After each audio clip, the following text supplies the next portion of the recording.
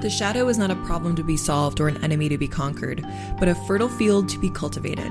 When we dig our hands into its rich soil, we'll discover the potent seeds of the people we most desire to be. If you're interested in exploring more about what Debbie Ford is saying there, then you've found yourself in the right place. Welcome to the Shadow Work Library. I'm Jessica DePazzi, and for the next at least 63 shows, I'm taking you through this series that covers the spectrum of negative patterns in the human experience.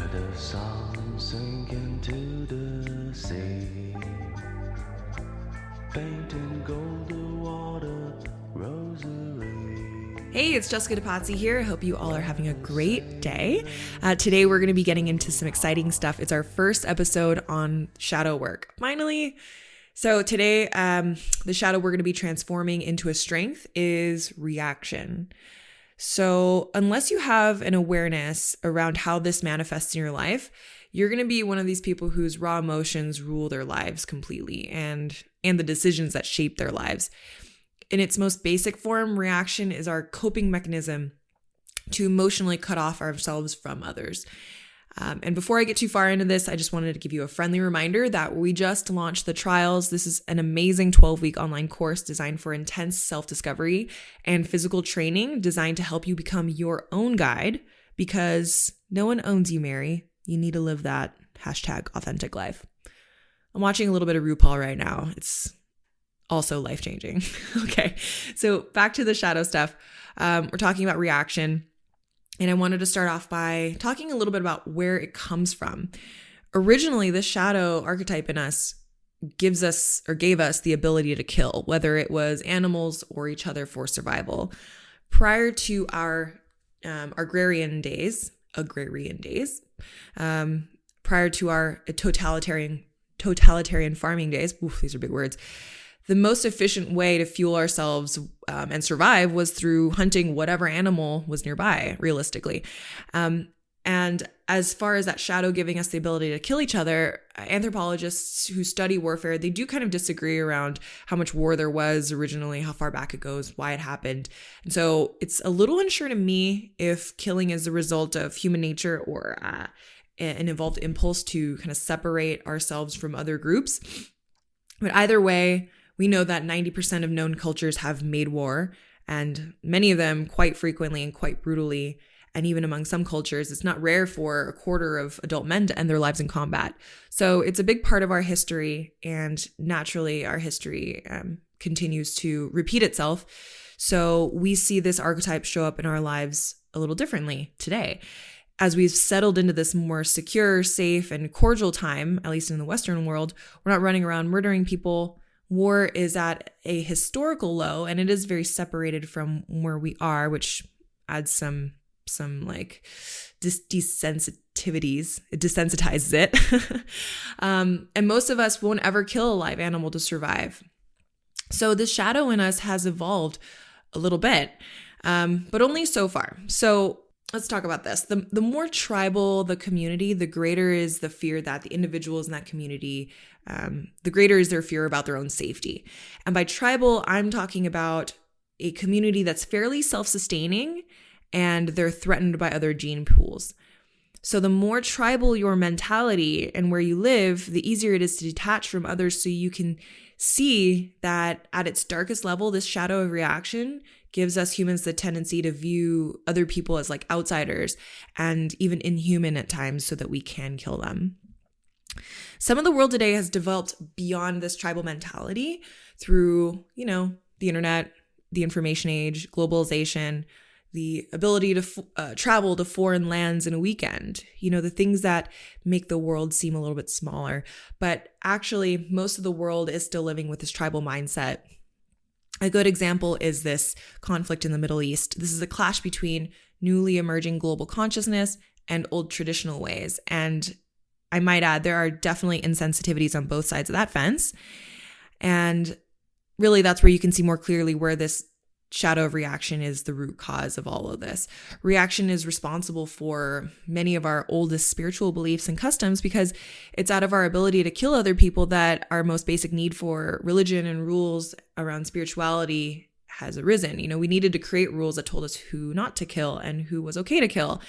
And I won't actually argue that it wasn't God or a universal law that created these rules for us, or if it was a human creation. That's not really the conversation here. All I'm getting at is, at its source, reaction is this ancient reflex that we are still flexing today. Even our heads of government are having emotional reactions to what's going on.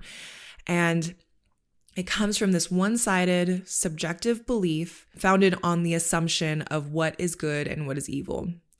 So a way that we can recognize this shadow in our own lives, sort of detaching ourselves from war and some of the more tribal mindsets, is that every reaction that you have in your life is reacting to something else. It needs a partner. This is your knee-jerk response to an overstimulus. So the easiest place to see reaction coming up in your life is in your most intimate relationship. This pattern is actually built into the complexity of what a relationship is. Otherwise, there wouldn't be any fire to ignite that passion. And the fuel in this case for reaction is rejection. I'm sure you can think of a time where you regressed and acted out because you felt the onset of rejection in a fight you're having with your partner. You felt this sense of intolerance boiling up in you for this person that's so different from you, sees things from a completely different perspective. You felt like he or she was one of the others, right? And you went into this maybe nasty place where either expressively, outwardly, or in your head, you were doing anything to perpetuate the war that was happening in your house. That's a more common version of reaction. You can also see this in your relationships with your family, your local community, your God even. One of the greatest deep down fears in relation to rejection is that fear of being severed from unity, being that outsider and castaway that needs to fend for yourself. Again, this is less logically relevant today, but that wiring is still in us and it's still super real. So when there's conflict or you feel rejected, there's a sense of intolerance that, again, boils up in you and you start to put them on the opposing team. And that's where you start to generate this feeling of like, it's me against the world. And as I had mentioned on that last episode on shame or blame, there's this two-pole spectrum in which reaction can really show up for us. On the blame side of that spectrum, and remember, this is the more extroverted or outward expression of your fear, you reject before you feel rejection. You push other people away as soon as you get the sense that they're really getting to know you or they're getting too close. This is that classic story of that person who self-sabotages a relationship that's actually getting real, just because there's this risk of being hurt in the future. And of course, the sad truth about this pattern and people who manifest this pattern in a more reactive sense is that they're lonely. And sometimes they even convince themselves that they want to be alone, but they never really feel any true fulfillment because they long to be in a committed relationship. A perceptively ideal relationship for people who resonate with this more outward expression of reaction is to have to be in a long distance relationship or to be in a military relationship or to be like a flight attendant. There's little communication that really happens with your partner, and that's how they can keep this reaction pattern going in their life and still be in a relationship. But I'm sure you can see the issue with that. On the shame side of the spectrum, and remember, this is the more introverted expression of your fear, we're looking at being inert. So this form of reaction is from the outside, having absolutely no reaction. This person shuts down his or her emotional centers for the fear of, again, being rejected. So if I shut down and feel nothing and dampen my emotions, I won't actually feel the pain that I think is coming. So these people can look on the outside super stable, like nothing can faze them, because we applaud people who don't react, but they're living a fake harmony. They're not expressing vulnerability. They don't have any depth in their friendships or their relationships. And they can eventually fall into this state of depression because without relationships, someone to experience life with, that's friends, neighbors, coworkers, anyone at a more vulnerable level, existence can feel less important. So what do we do about it? We need to learn to honor our shadows. And yes, I realize that sounds like a bunch of hippy-dippy bullshit. So let's get left brainy for a little bit. The first law of thermodynamics says that energy can neither be created nor destroyed. It can only be transferred or changed from one form to another. With this shadow energy, with all these shadows that we're going to be talking about, we can't just turn it off, but we can change its form. So if in its lower state, it wants you to kill, then we can use that same destructive method and direct it towards things that could more positively be eliminated, like the thought pattern that you've identified with, which makes you see your own people or yourself as good and other people as bad, or like the antagonist in your story. You can do this with awareness, self-education, and all of this with the goal to eventually naturally seek to understand before being understood. So this gives you, when you naturally seek to understand someone before wanting them to understand you, it gives you a longer pause between your trigger moment and your reaction, so you can consider how you want to play out your next steps instead of just like flying into them headfirst. Jennifer Russell and Brian Franklin created this amazing practice to help with this called the consideration exchange. I would just read from the book since it's very well put, but it's pretty long. So what I'm going to do instead is just try to summarize this, and then I'm going to put together a web page. I'm not exactly sure when I'm going to put that web page. Oh, I'll put it in the show notes. That's what I'll do. I'll put all of this in the show notes for you, and you'll be able to check this out on your own. But basically, what you're supposed to do is choose a topic. This is something that is emotionally charging you, that you are reacting to, whether that's something that you see in the news, something that you experience with your partner, just a belief that you have that just sets you off or shuts you down, kind of depending on your coping style. And after you have that, consider a contradiction. So how can the thing that you believe, how could it be the opposite? Right? So let's say that you are really frustrated with Walmart, shutting down, or Amazon shutting down all of these mom and pop stores, and it really sets you off, or you completely shut down. You're like, I don't care about anything.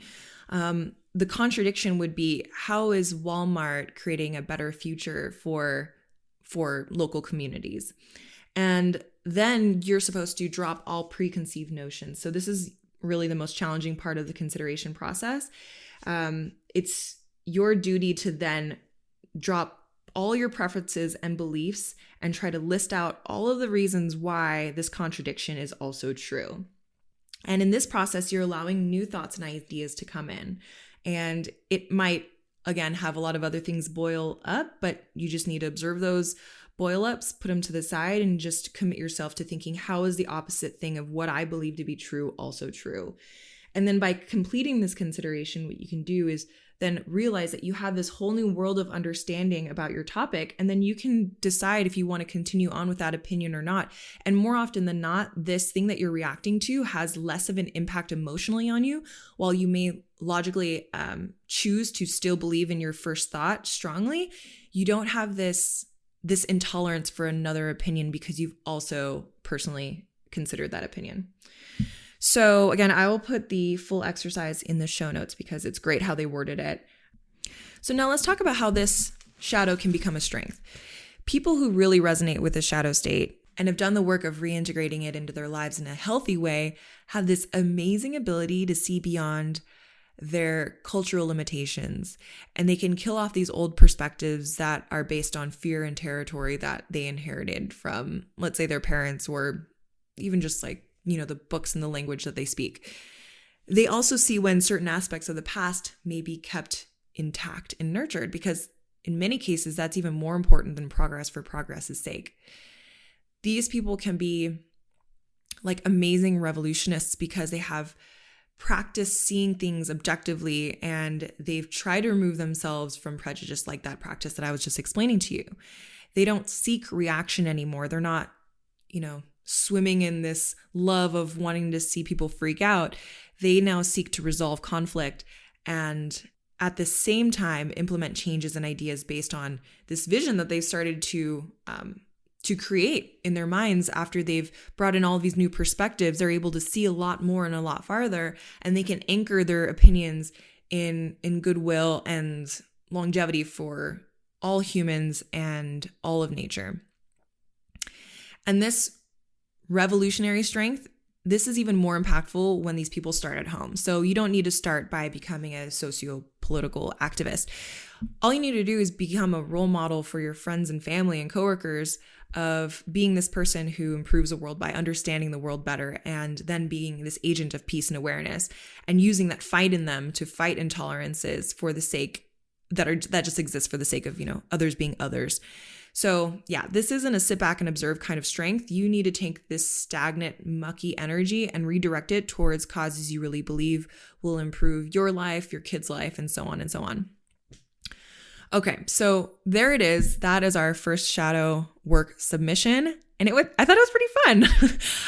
Next time, we're going to be talking about the shadow of desire. So if you're feeling like your life is plagued with vices and you're burning yourself out a little early, or on the flip side, you're way over serious and you're missing this fire and passion in your life, then this is going to be a good show for you. You're going to learn the origins of desire, how it manifests in your life, what you can do about it, and how you can turn desire into a really unique form of strength.